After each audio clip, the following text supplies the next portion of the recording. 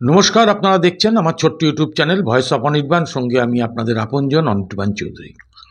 প্রতিদিন সকাল 9টার মতন আজকেও সকাল 9টায় আপনাদের কাছে একটা নতুন ভিডিও নিয়ে চলে এলাম।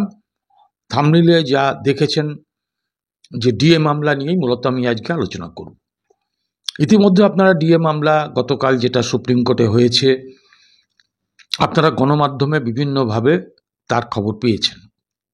আমি এই ভিডিওতে এই ডিএ মামলাকে নিয়ে আরও কিছু বিষয় খুব অল্প সময়ের মধ্যে রাখতে চাই, যেগুলো আপনাদের জানার দরকার। দেখুন, ডিএ মামলার গতকাল যে শুনানি ছিল, সেই শুনানিতে যথারীতি সরকারি আইনজীবী, যার কথায় ওই 18তম শুনানির পরে এই 19তম শুনানিটা পিছিয়ে আজকের দিনে করা হয়েছিল, সেই অভিষেক মনু সিংভি, তিনি যথারীতি আসেননি। এখন প্রথমে একবার অ্যাপিল করা হয়েছিল বিচারক মণ্ডলীর কাছে যে হুজুর এরকম আমাদের আইনজীবী আসেননি। তা বলেছে আইনজীবী আসেননি, তার জন্য মামলা পেছানোর তো কোনো ব্যাপার নেই, আপনারা তো আছেন। যাই হোক, তারপরে শুনানি শুরু হয়। আমাদের যিনি এই আইনজীবী বিকাশ রঞ্জন ভট্টাচার্য, প্রখ্যাত আইনজীবী, তিনি তো ছিলেনই, পাশাপাশি ফিরদৌস তামিম, বিক্রম ব্যানার্জি, সুদীপ্ত দাশগুপ্ত সবাই ছিলেন, পুরো টিমটা ছিলেন, যারা ওই কনফেডারেশনের হয়ে মামলাটা কর্মচারীদের স্বার্থে লড়ছেন মলয়বাবুদের নেতৃত্বে, যে মামলাটা এখানে করা হয়েছিল। এখন এখানে মোদ্দা কথা, আমি বিকাশবাবুর কথাটাও আপনাদের শোনাবো। বিকাশ রঞ্জন ভট্টাচার্য, আমরা বিভিন্ন আইনজীবীর সঙ্গে কথা বলেছি, তার মধ্যে বিকাশবাবুর কথাটা আমি একটু আপনাদের কাছে লাস্টে শোনাবো। দেখুন, বিষয়টা হচ্ছে যে অ্যাকচুয়ালি যখন এই সরকার, ছলের তো অভাব নেই, তো তারা একবারে চেষ্টা করেছিল মামলাটাকে যত পিছিয়ে যাতে এই হকের ডিএর টাকাটা মেরে দেওয়া যায়, পরিষ্কার কথা মেরে দেওয়া যায়। কিন্তু সরকারি কর্মচারীরাও নাছোড়, মলয়বাবুরা নাছোড়, তা স্বাভাবিকভাবেই আজকে শুনানিটা, মানে গতকাল শুনানিটা কমপ্লিট না হয় আগামীকাল সেই শুনানির ডেট পড়েছে, এবং আগামীকালই মনে করা হচ্ছে যে মামলাটার একটা রায়ের দিকে যাবে, মামলার রায় হয়ে যাবে, এটা আশা করা হচ্ছে। এখন কোর্টের ব্যাপার আমরা তো নিশ্চিতভাবে কিছু বলতে পারছি না, কারণ দুটো বিষয় থেকে পরিষ্কার হয়েছে। এক হচ্ছে, যে দুজন বিচারপতি ছিলেন, যখন ওই রাজ্য সরকারের পক্ষ থেকে আইনজীবী, জনৈক আইনজীবী বলেন যে রাজ্য সরকারের টাকার ঘাটতি, তখন তারা বলেন যে 50% টাকা জমা দিতে হবে, আর আপনাদের আইনজীবী যদি না আসেন পরের দিন শুক্রবার, তাহলে 50% টাকা কিন্তু জমা দিতে হবে। অর্থাৎ মামলা পিছনোর ব্যাপার নেই। এক হচ্ছে এই যে উক্তিটা, অর্থাৎ 50% টাকা কিন্তু আপনাদের জমা করতে হবে। দ্বিতীয়ত হচ্ছে যে ডেট, একেবারে যেটা মাসের পর মাস চলে যেত ডেট পেতে, সেইটা কিন্তু বিচারপতিরা অন স্পট বসে একেবারে আগামীকালই ডেট দিয়ে দিয়েছেন। এটা ভাবা যায় না, 72 ঘন্টার মধ্যে সুপ্রিম কোর্টে একটা মামলার পরবর্তী শুনানি হবে, এটা সত্যি ভাবা যায় না। কারণ মামলার গুরুত্ব আছে, এটা বিচারপতিরা বুঝতে পারছেন যে স্যাট এবং হাইকোর্ট মিলিয়ে 7টা মামলার 6টাতে জিতেছে সরকারি কর্মচারীরা, ডাহা হেরেছে রাজ্য সরকার, যারা মেরে দিতে চেয়েছে এই কর্মচারীদের হকের পয়সা। এখন প্রশ্নটা হচ্ছে যে আমি বিকাশবাবুর কথাটা শোনাবো, বা অন্যান্য আইনজীবীদের সঙ্গে যেটা কথা হয়েছে, প্রত্যেকেই আশাবাদী, এমনকি মলয়বাবুরাও আশাবাদী, যারা মামলা করেছিলেন, যে শুক্রবার একটা রায় হয়ে পাওয়া যাবে। আমি ব্যক্তিগতভাবেও আশাবাদী।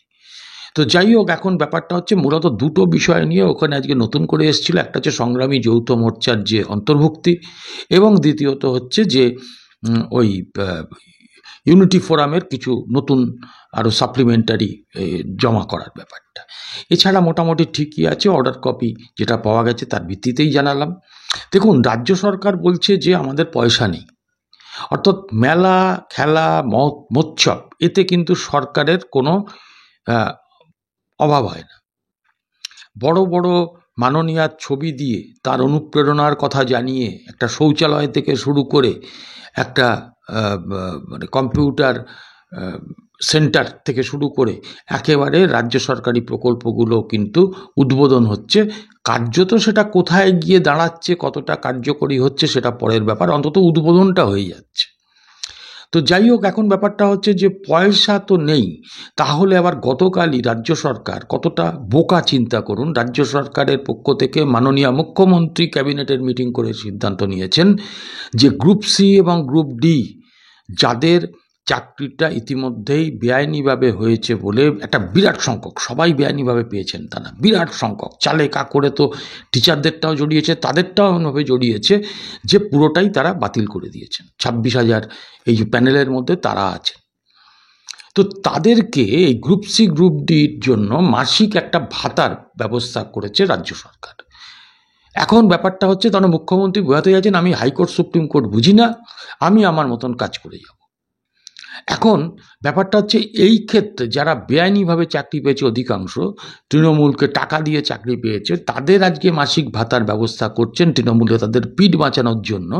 অথচ যাদের হকের ডিএ মাসের পর মাস যারা আজকে বঞ্চিত হচ্ছেন, কত মানুষ রিটায়ার করেছেন, কত মানুষ মারা গেছেন, যারা বেঁচে আছেন আজকে জিনিসপত্রের অগ্নিমূল্যের কারণে, ওষুধপত্রের দাম বাড়ার কারণে তাদের আজকে জীবন ওষ্ঠাগত হয়ে গেছে, কিন্তু তারা হকের ডিএটুকু অবধি পাচ্ছেন না।